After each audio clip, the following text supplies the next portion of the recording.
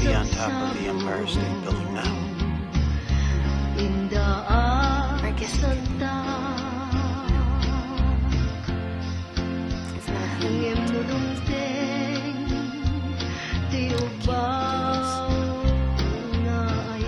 Look, Annie, I love you.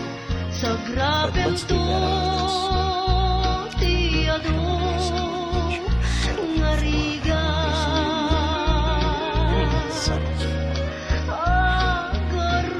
Marriage is hard enough without bringing such low expectations. Walter, I don't deserve you. Nah, I wouldn't put it that way. But, okay.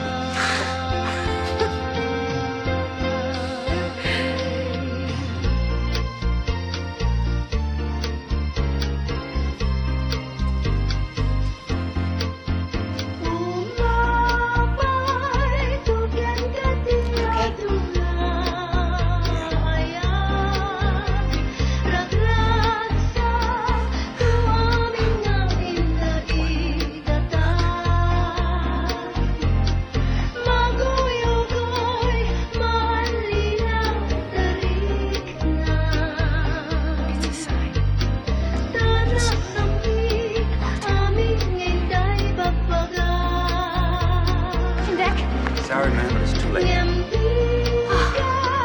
No, please, I really need to get up there. We're closing up. No more runs tonight.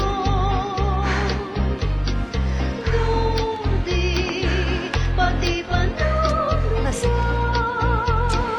can I just take a look?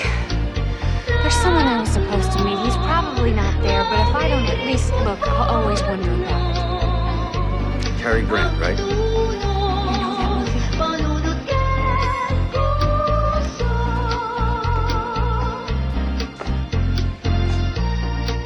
I'm sorry, ma'am. Empty.